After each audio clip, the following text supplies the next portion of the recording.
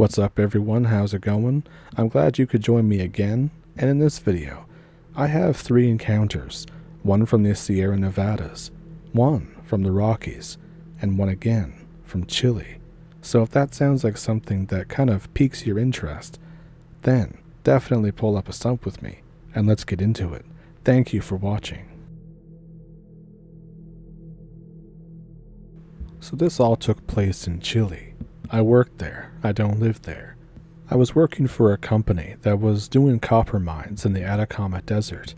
I actually live in California, and during the week, I stay in a small village that the company built for its workers, La Escondida. It's a pretty good life. Sometimes, some very attractive women come in, and there's very good food here. I can travel to the nearby tourist sites. I can pretty much do anything I want on the weekends. I'm in charge of monitoring some guys so they don't really screw things up, and if they really do screw up, I fix it.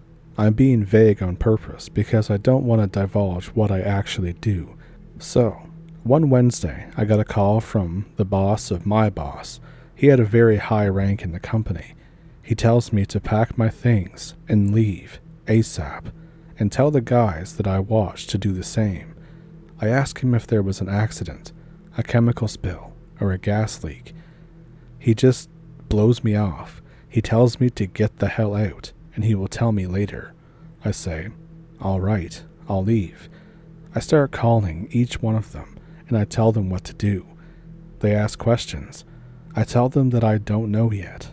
But to my knowledge, nothing terrible has happened, and maybe we're just getting a week off. This one guy, Francisco, doesn't answer the phone. I'm thinking that he's probably drunk or something. After 1 hour of trying to call him every few minutes, I decide to go there. I'm thinking that maybe there was an accident. Maybe there was a chemical spill, and he's seriously injured. I go to his house. There's no answer. I think maybe somebody else called him and told him to leave, and that's why he's not picking up. I call the boss of my boss and tell him about Francisco. He doesn't care about him, and he yells at me for still being on the premises. So I think, all right, I'll leave. But suddenly, there's 2 soldiers. They're looking at my car. There's a military base close by, so they probably are helping evacuate people because there's been an accident, or so I'm thinking. They ask me what I'm doing here. I tell them about the whole situation and that I'm leaving now. And they tell me that now I can't leave. I ask why. They don't say anything specific, just that I can't go there. I ask them what I'm supposed to do now. I keep asking questions about what I should do and why I can't leave. They detain me. I'm thinking, are you serious? What? They put me in the back of a military truck and start driving. I ask them where they're taking me. They say to a nearby police station. I'm thinking that I could have done this myself, but I'm not going to talk anymore because shit could go very wrong if they get mad and I keep talking. 15 minutes later, I hear a radio. Over the radio, I hear somebody's code name or some kind of signature saying to evacuate as soon as possible. They essentially say that some gringos are going to take care of it. They're sending them in the Puma, a helicopter. I think, what the hell is going on? I start to panic, thinking that there may have been a coup or something like that. They talk between themselves, and I can't really pick out anything. Then, they look back at me, and I think, oh shit, they're going to shoot me. They get to a military checkpoint. One of them goes down and enters an office.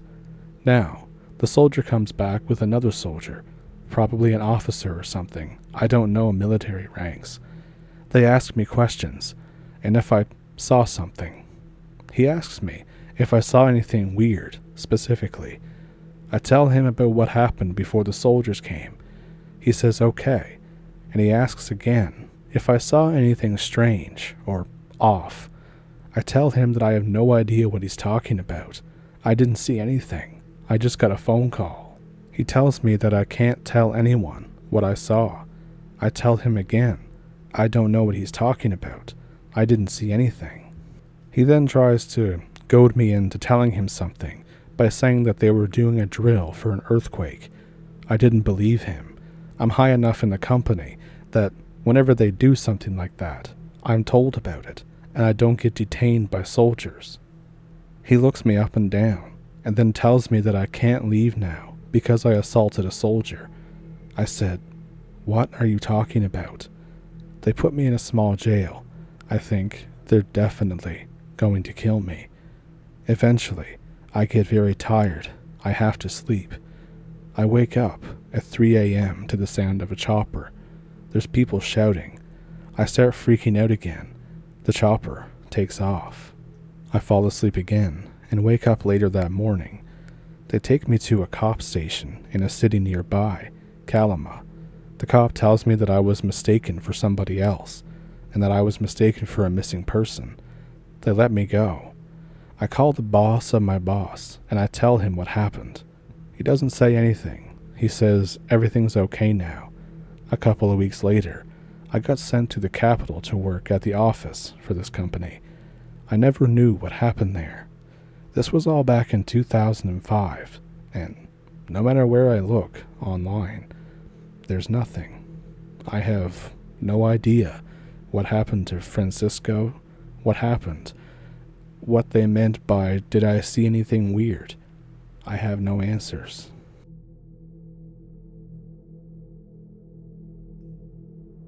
I've been trying for years to figure out what it is me and my wife saw. This happened around Labor Day 2014 while camping in the eastern Sierras in the Mono Village area. I have been coming to the same area to camp and fish for over 30 years. The Twin Lakes Resort in Bridgeport, California, right on the California-Nevada border, about an hour north of Mono Lake. My parents brought me when I was just a kid, and now I bring my family every year, so I'm very familiar with the wildlife. I've seen mountain lions. I've seen Sierra moose, bald eagles, mountain goats, osprey, king snakes. The list goes on. One morning, my wife and I were headed back to the creek for some daybreak fishing. The time must have been close to 5:30 a.m., and it was still very dark out with a slight fog. This trip is about a quarter mile from cabin to creek. It's always full of nocturnal animals headed home after raiding the local campgrounds. Like I'd done 100 times before, I kept an eye out, slowing down occasionally to hit the high beams and illuminate the beasts with their reflective eyes.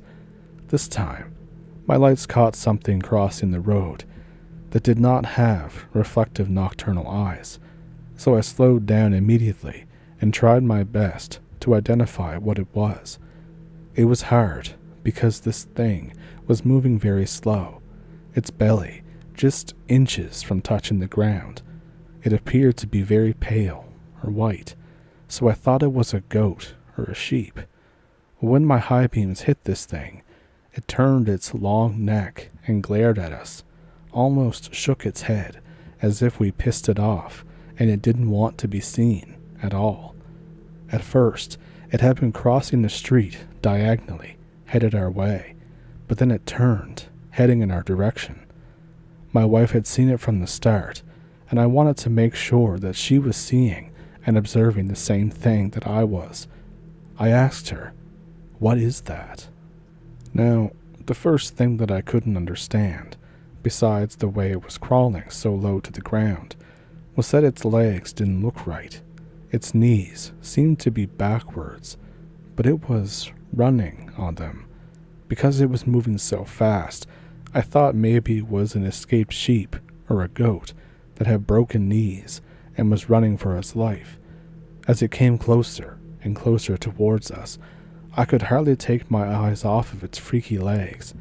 I'm still puzzled to this day about how they were working.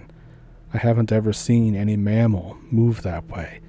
The closest thing that I could liken it to would be a crab or an insect. The front and back legs moved together in unison.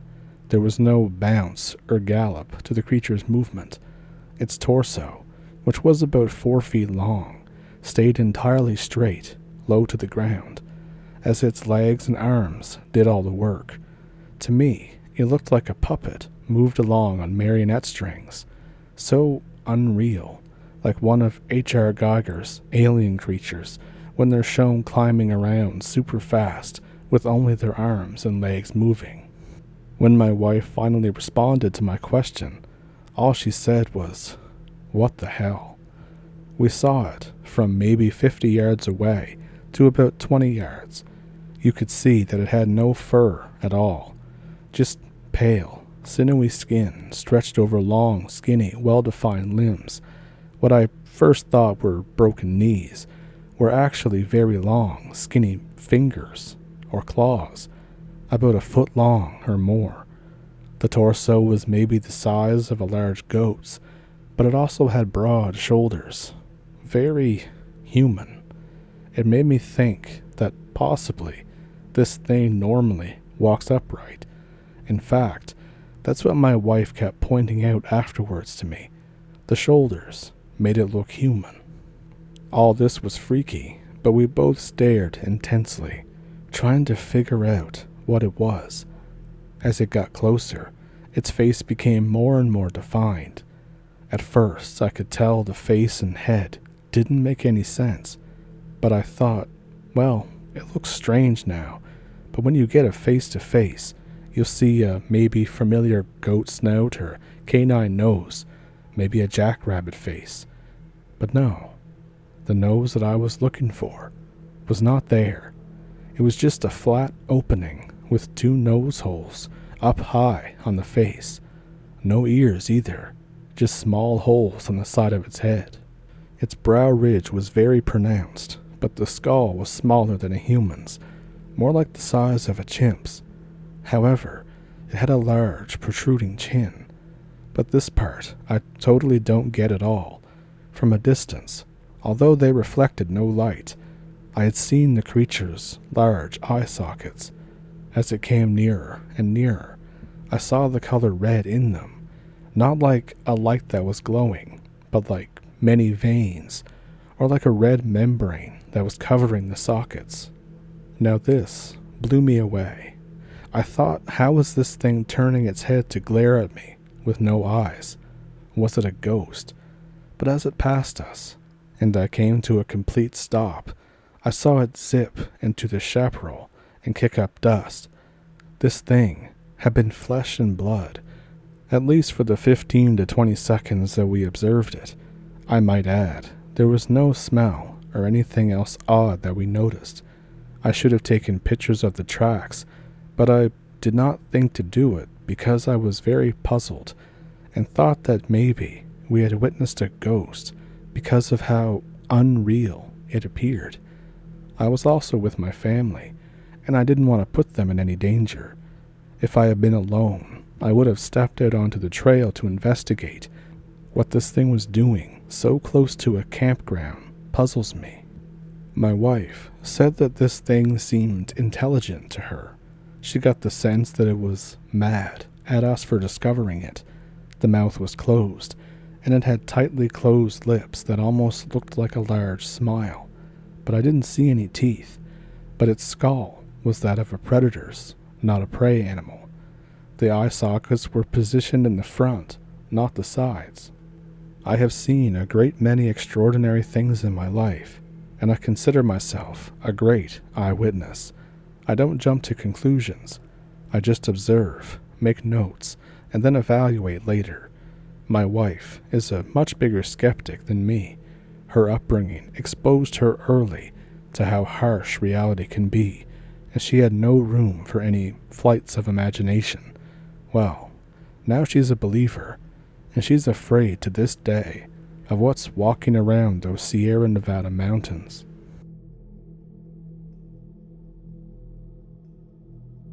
So this isn't nearly as scary as a lot of other stories out there, but here goes. The short background is basically my girlfriend cheated on me and I broke up with her because of it. It was a very much a low point in my life, to put it that way.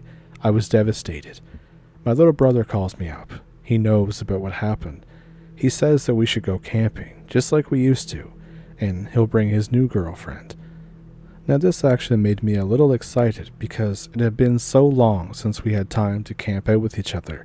Me and my baby brother are very close, and I couldn't wait to see who his new girlfriend is.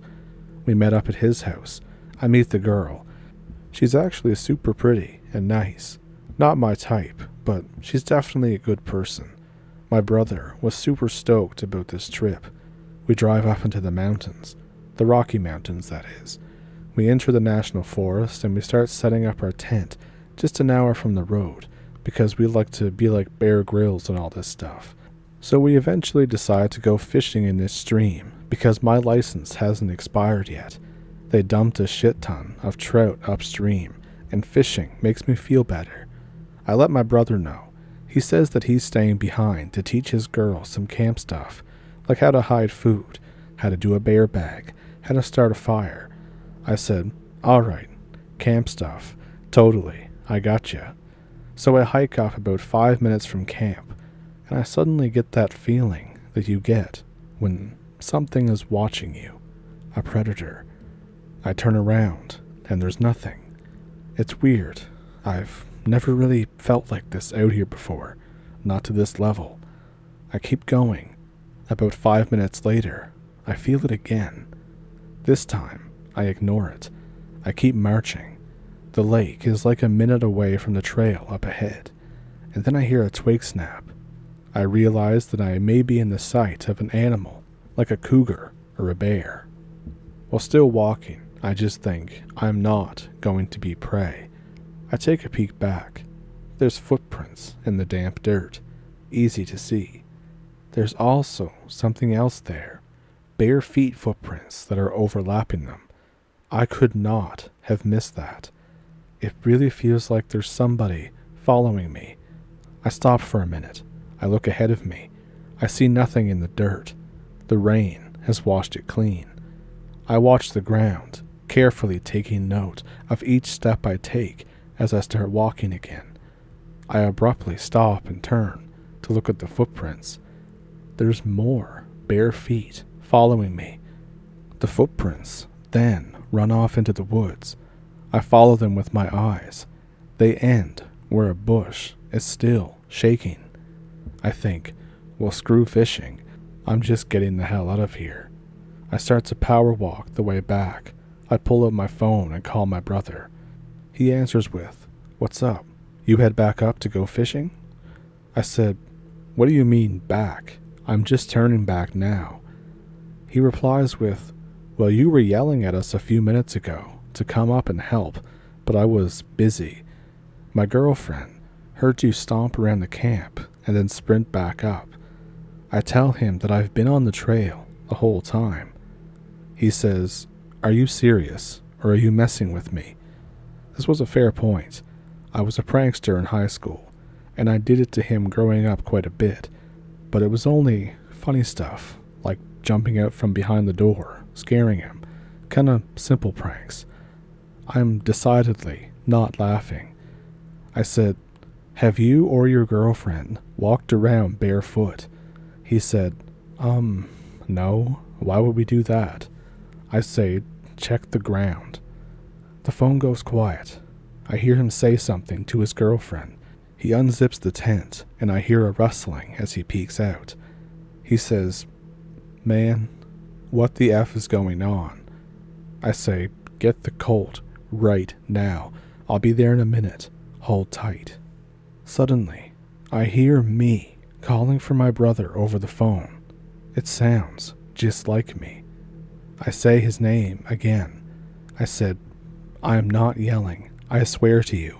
I'll be there in a minute. I'm still on the phone." I start saying just random shit, stuff about sports, stuff about where we're going, just to prove that I'm not yelling. Sure enough, I'm still talking when I hear this other me shout for my brother to come out and help.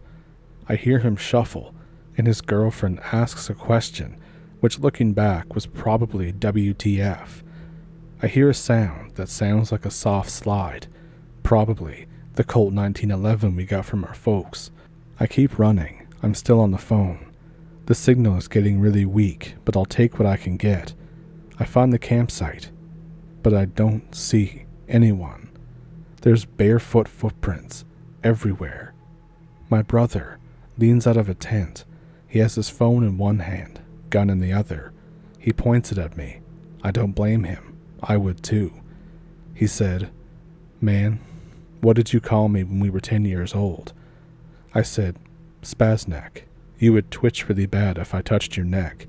He nods and lowers the gun and phone.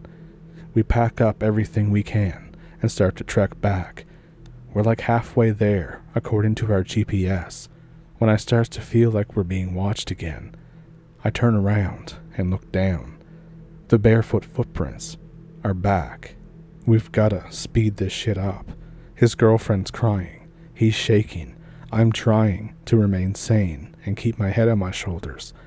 Down the trail, we hear me shouting again. It says, "Bro, where are you? I need some help.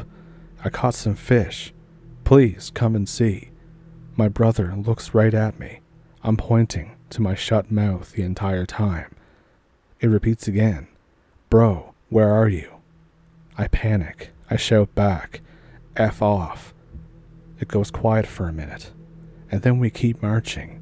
We're not waiting for something else to happen, not waiting for any kind of climax to this. The shouting starts again, but this time I sound worried. It says, "Bro, where are you? There's something out here, bro."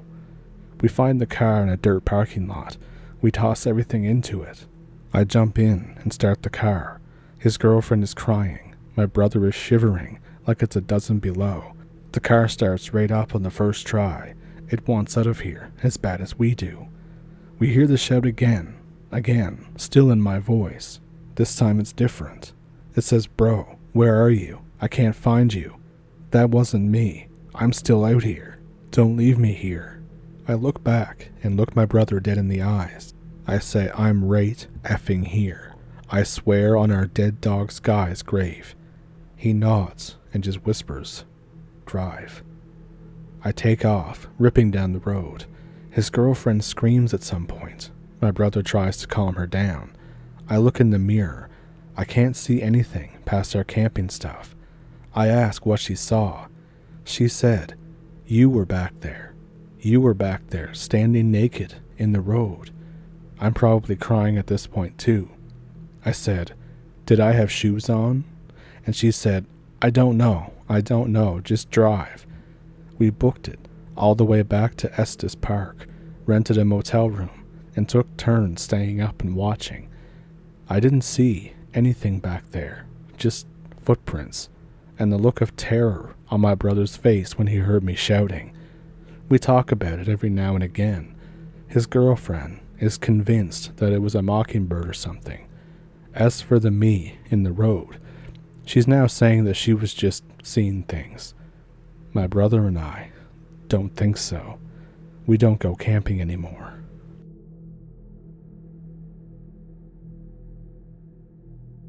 So in my opinion, those were the definition of strange, bizarre, terrifying, and any other word like that you want to use.